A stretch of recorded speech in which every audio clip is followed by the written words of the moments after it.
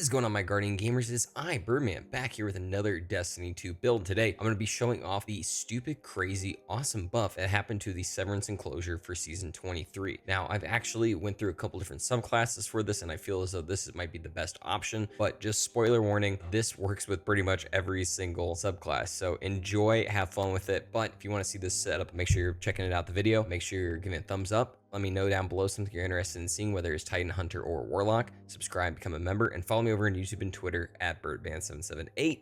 Now, let's jump right on into the video. Now, we always like to start off with the exotic for the setup, and obviously that's the Severance Enclosure. First off, it reads Sephromatic Trigger. Oh my gosh, I cannot believe I actually got that name on the first go. Very happy about that. But anyway, it reads powered melee final blows unleash a damaging explosion. Finisher and final blows against more powerful targets increases the radius and damage of the explosion. Now, for some reason, it's not listed on the card here, but note that this is a triggering explosion. So if something is killed by the initial explosion, it will set off a secondary one on its own. Now, it's not like a super chain reaction, like it's not going to constantly just ripple off of that, but it does a fuck ton of damage. I can't believe, I think I just cursed in my first video. Anyway, this is one I've been pretty hot on from the get-go, and actually I don't think really this build has changed all that much other than the additional effects. So I gotta say, I've been hot on this from the jump, but I've also been Titan main from day one, so obviously I'm always in the vein of all the new things that are going on with Titan. When it comes to the subclass, first off, for your super, I always go with Hammer of Soul. I know that Burning Wall has a shorter cooldown. It doesn't really matter for this build because you get that super back so fast with how we have it set up. But I just don't prefer that. I just like all the sunspots that are created with Hammer of Soul. So don't bug me in the comments about the cooldown. Obviously, you're gonna need that throwing hammer for this because it's going to add a lot more distance for this build.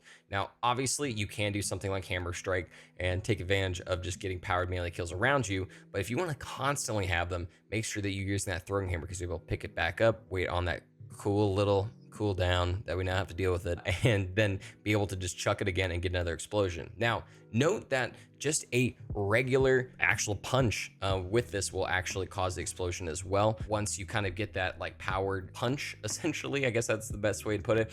It's whenever you're on any of the three like light subclasses after you use your charged melee and it gets a kill or something like that, you're able to do that. If someone's able to explain to me down below, let me know, but just know that you're able to constantly keep this going. I went with Healing Grenade. Now, throughout the gameplay, you might see me use some of the Thermite Grenade as well. This is kind of a back and forth.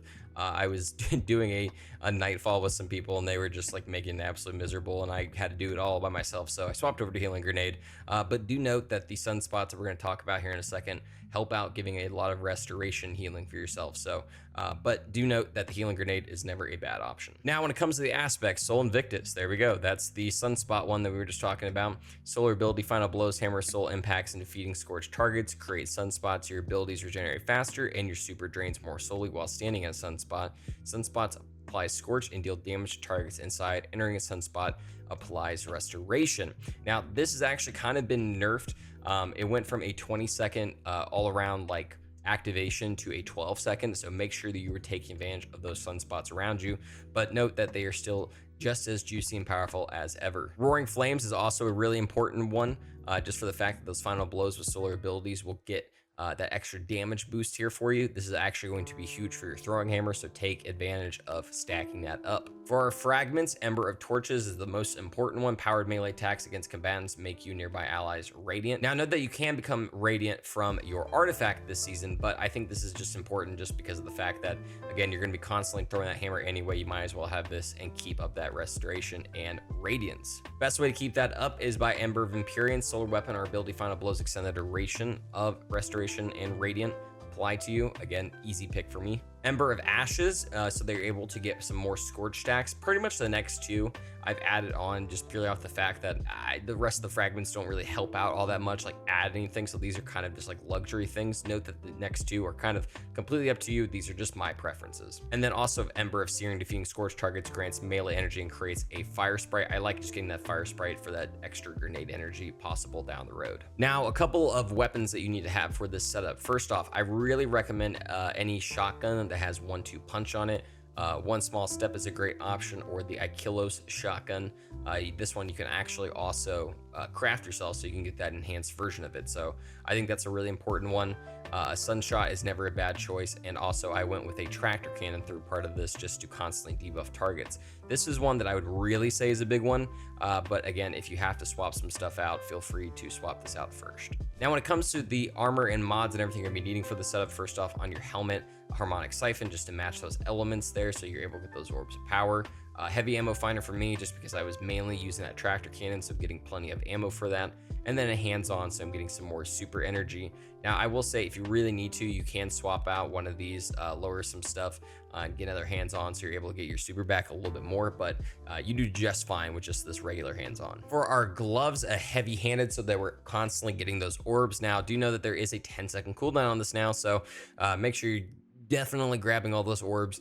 We'll talk about it here in a second, a great way to constantly do that. But also an impact induction, so that whenever we get those powered melee attacks, we're reducing our grenade cooldown, and then a focusing strike, so that we're getting ability energy from that as well. On our chest piece, I decided to go with one charged up, just so that I'm able to start getting some more armor charges stacks. Emergency reforfeit, emergency reinforcement, so that I'm able to get a little bit more damage reduction, especially against bosses, especially when they do the freaking stomp and they start burning me. It gives me that extra second to get out of there and reset again, especially on a melee focused build.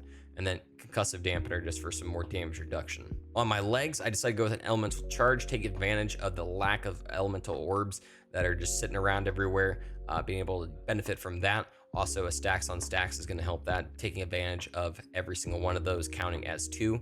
And then also recuperation for just a little bit more health. And then finally, on our Titan Mark, again, I was talking about how to grab all those orbs, powerful attraction. Whenever we activate our barricade, we're able to do that. A Reaper, so that whenever we activate that barricade, the next kill is going to give us an orb of power.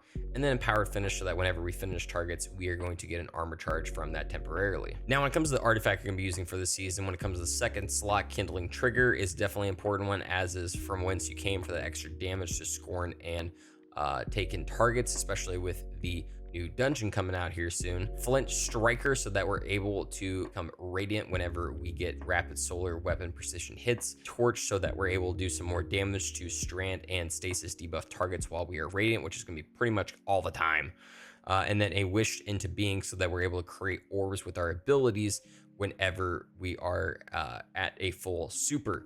And then finally, a Revitalizing Blast to do some extra damage to champions or bosses whenever we hit them with a solar ability. Down the road, Rays of Precision are definitely going to be an important one, as our solo operative, for that extra damage while you're playing solo. Now, I always like to talk about how this build is going to help out with champions and endgame content. First off, for the barrier, you're able to become radiant with this setup. So first off, that's just immediately taken off the board, easy peasy. Unstoppables, I definitely recommend using something like the Sunshot or Hand Cannon to stop them. Makes it way faster. But do note, with the artifact, we're probably gonna be able to create some decent ignitions with this as well. So another great one. And then finally, for the Overload, this is one you're just gonna have to kind of match yourself. I have a rocket on, so I'm able to do that. Or, you know what, I could even swap over that Tractor Cannon again and just do weakening effects on them. Thanks so much for watching the video. I hope you guys really enjoy it. Again, make sure you're commenting down below something that you're interested in seeing, whether it's Titan Hunter or Warlock. Give a thumbs up to help us in the algorithm, and subscribe and become a member to help support the channel. Guys, thank you so much. Make sure you follow me over on YouTube and Twitter at Birdman778. It's been Birdman. Hope you have a great night, day, whatever it may be.